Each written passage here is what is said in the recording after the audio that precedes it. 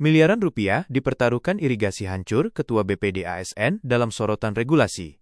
Garut, Bumbulang proyek pembangunan saluran irigasi di Desa Gunamekar, Kecamatan Bumbulang, Kabupaten Garut, yang dibiayai dari Bantuan Keuangan Provinsi Jawa Barat tahun anggaran 2024 sebesar 1,8 miliar rupiah, menuai polemik serius.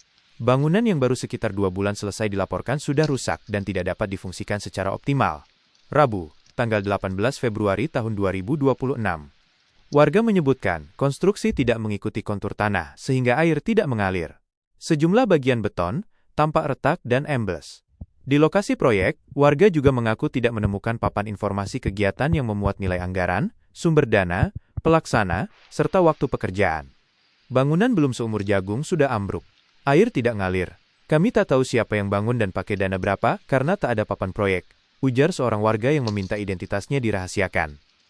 Selain proyek irigasi, pada tahun anggaran 2024 Desa Gunamekar juga menerima anggaran lain, yakni peningkatan jalan desa 700 juta rupiah, pembangunan TPT 200 juta rupiah, serta pembinaan pemerintahan desa 130 juta rupiah. Ketua BPD Desa Gunamekar, Arasuhara, SPD, yang juga menjabat sebagai Kepala Sekolah SDN 1 Hegarmana, serta Ketua PGRI Kecamatan Bumbulang, memberikan tanggapan normatif saat dimintai klarifikasi. Benar dan salah tidak akan tertukar.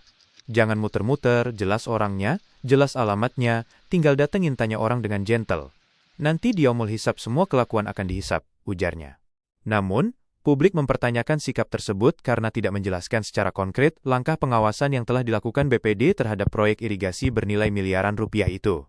Padahal, berdasarkan Undang-Undang Nomor 6 Tahun 2014 tentang Desa, BPD memiliki fungsi strategis untuk membahas dan menyepakati peraturan desa bersama kepala desa, menampung dan menyalurkan aspirasi masyarakat, dan melakukan pengawasan terhadap kinerja kepala desa. Jika proyek yang bersumber dari dana publik rusak dalam waktu singkat, maka pengawasan BPD semestinya terlihat dalam bentuk evaluasi, rekomendasi, atau permintaan klarifikasi resmi kepada pemerintah desa. Sorotan semakin tajam karena Ketua BPD diketahui berstatus ASN aktif.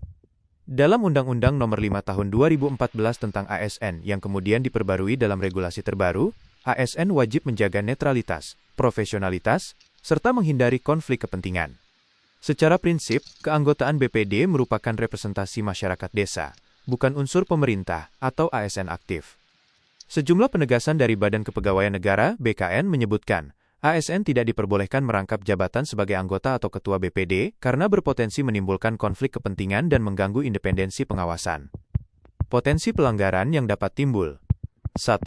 Rangkap jabatan ASN. ASN dilarang menduduki jabatan yang berpotensi bertentangan dengan tugas pokok dan fungsi kedinasannya. 2. Konflik kepentingan. BPD bertugas mengawasi pemerintah desa.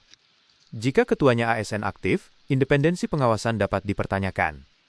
3. Pelanggaran disiplin ASN. Berdasarkan Peraturan Pemerintah Nomor 94 Tahun 2021 tentang Disiplin PNS, pelanggaran kewajiban dan larangan jabatan dapat dikenakan sanksi administratif, mulai dari teguran hingga pemberhentian. Jika benar yang bersangkutan masih aktif sebagai ASN sekaligus menjabat Ketua BPD, maka hal ini berpotensi menjadi objek pemeriksaan oleh BKD maupun Inspektorat Daerah. Dugaan pelanggaran transparansi proyek. Tidak ditemukannya papan informasi proyek berpotensi melanggar prinsip keterbukaan sebagaimana diatur dalam Undang-Undang Nomor 14 Tahun 2008 tentang Keterbukaan Informasi Publik. Selain itu, apabila dalam pelaksanaan proyek ditemukan ketidaksesuaian spesifikasi yang menimbulkan kerugian keuangan negara, maka dapat ditelusuri melalui ketentuan Undang-Undang Nomor 31 Tahun 1999 JO. Undang-Undang Nomor 20 Tahun 2001 tentang Pemberantasan Tindak Pidana Korupsi.